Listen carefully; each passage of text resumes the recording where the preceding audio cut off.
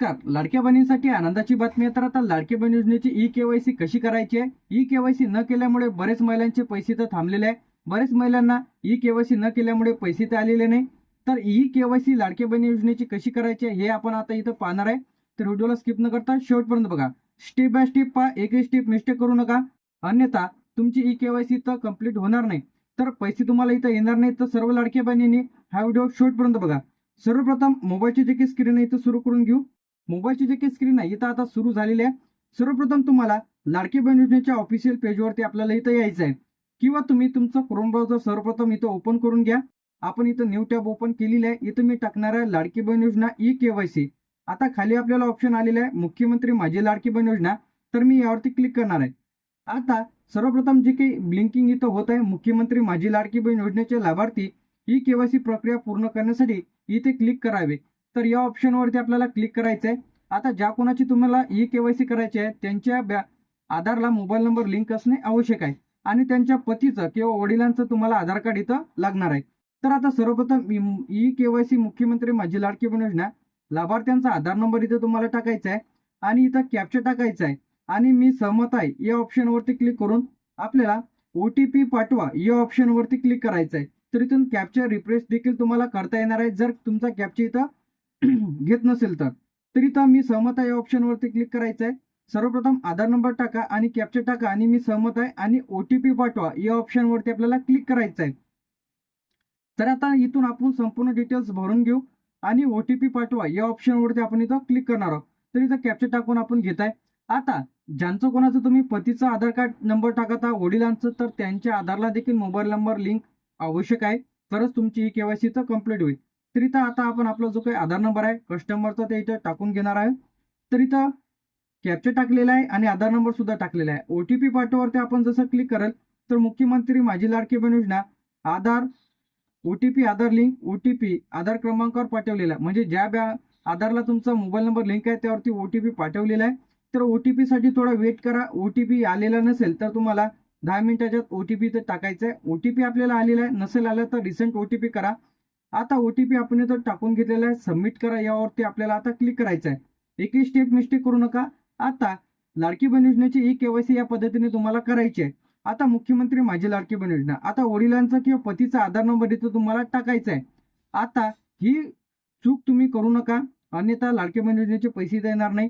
दुसऱ्याचा कोणाचा आधार नंबर टाकायचा नाही. तुमच्या वडिलांचा टाका किंवा पतीचा टाका किंवा भाऊ, त्याचप्रमाणे बहीण याचा आधार नंबर इथं चालणार नाही. अशांचे पैसे तर थांबलेले आहे. बरेच महिलांनी इथं टाकलेले आहे. तर अशांनी वडिलांचा किंवा पतीचा आधार नंबर इथं टाकायचा आहे, कॅप्चा टाकायचा आहे, आणि मी सहमत आहे यावरती क्लिक करून तुम्हाला तुमचा OTP पाठवा या ऑप्शनवरती आपल्याला क्लिक करायचं आहे. पुन्हा एक OTP जाईल जे की यांच्या आधारला मोबाईल नंबर लिंक असेल. ते OTP टाकल्याच्या नंतर इथून कधी कधी एरर येते, तर तुम्हाला पुन्हा प्रोसेस ही करायची आहे. तर इथं कॅप्चा टाकायचं आहे आणि मी सहमत आहे OTP पाठवा या ऑप्शनवरती क्लिक करायचं आहे. असं नाही की तुमचं इथं OTP घेणार नाही. आता बरेच महिलांचे आता कमेंट्स येत आहेत की लाडकी बहीण योजनेची ई-केवायसी पोर्टलवरून सध्या बंद आहे. तर घाबरण्याचं काही कारण नाही. लवकरच आपल्या चॅनलवरती अपडेट येणार आहे. म्हणजे लाडकी बहीण योजनेची ई-केवायसी पुन्हा सुरू करण्याची म्हणजे अपडेट इथं येत आहे.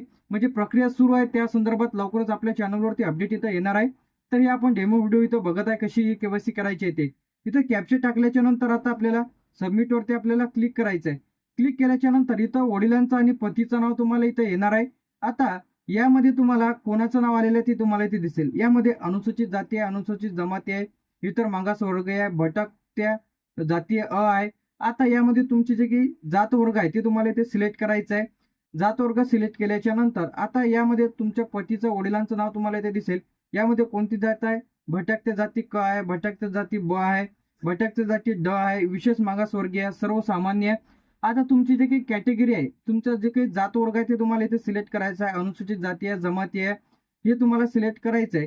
सिलेक्ट केल्याच्या नंतर आता माझ्या कुटुंबातील सदस्य नियमित कर्मचारी म्हणून सरकारी विभाग असेल, उपक्रम मंडळ असेल, भारत सरकार किंवा राज्य सरकारच्या स्थानिक संस्थेमध्ये कार्यरत नाही किंवा सेवानिवृत्ती घेत नाहीत. आता बरेच महिलांचे इथंच फॉर्म चुकलेले आहेत. म्हणजे ई-केवायसी करताना त्यांनी प्रश्न सुद्धा वाचलेला नाही. एका जागी हो केलं, एका जागी नाही केलं. अशामुळे लाडक्या बहीण योजनेचे पैसे तर थांबलेले आहे. पहिले जे ऑप्शन इथं आपल्याला आलेले होते ते म्हणजे होय होय करायचे होते. जे की हे पहिली अपडेट आहे. यानंतर दुसरे जे अपडेट आले होते की तुम्हाला दोन्ही ऑप्शन इथं नाही करायचे होते. तर आता हे जे आपण सर्व क्वेश्चन इथं व्यवस्थित वाचून घेतलेले आहे आणि होय केलेलं आहे. सबमिटवरती क्लिक करायचं. हे अगोदरची केवायसी आहे. म्हणजे जेव्हा सुरुवातीला सुरू झालेली होती तर हो ऑप्शन आले होते. त्यानंतर आपल्याला डबल अपडेट दिलं होतं तर नाही. आता सबमिटवरती क्लिक केल्याच्या नंतर आपली लाडकी बहीण योजनेची ई केवायसी तर सक्सेसफुली झालेली आहे. अशा पद्धतीने तुम्ही तुमची लाडकी बहीण योजनेची ई केवायसी तर करू शकता. आता ज्यांची कोणाची ई केवायसी राहिलेली असेल किंवा तुम्हाला लाडकी बहीण योजनेचे पैसे येत नसतील तर या पद्धतीने तुम्ही तुमच्या लाडकी बहीण योजनेची ई केवायसी करून घ्या. आता ई केवायसी लवकरच सुरू होणार आहे. त्या संदर्भात प्रक्रिया इथं सुरू आहे. जसे की त्या संदर्भात अपडेट येईल तर आपल्या चॅनलवरती तुम्हाला अपडेट इथं मिळणार आहे. सर्व लाडक्या बहिणींनी तोपर्यंत आपण आपल्या चॅनलला तुम्ही सबस्क्राईब करून ठेवा. या पद्धतीने किंवा या हेल्पलाईन नंबरवरती कॉल करून सुद्धा लाडकी बहीण योजनेची ई केवायसी नवीन फॉर्म असेल सर्व डिटेलमध्ये माहिती घेऊ शकता.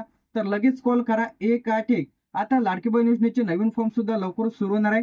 ज्यांचे कोणाचे लाडकी बहीण योजनेचे पैसे तर बंद झालेले असेल त्यांना हे केल्यानंतर पुन्हा 1500 रुपये ते सुरू होईल. हे सुद्धा आपल्या चॅनलवरती व्हिडिओ अपलोड केलेले आहे की पैसे बंद झालेले असेल, अर्ज रिजेक्ट असेल, पेंडिंग असेल, अशाने काय करायला पाहिजे जेणेकरून लाडकी बहीण योजनेचे पैसे पुन्हा त्यांना मिळतील.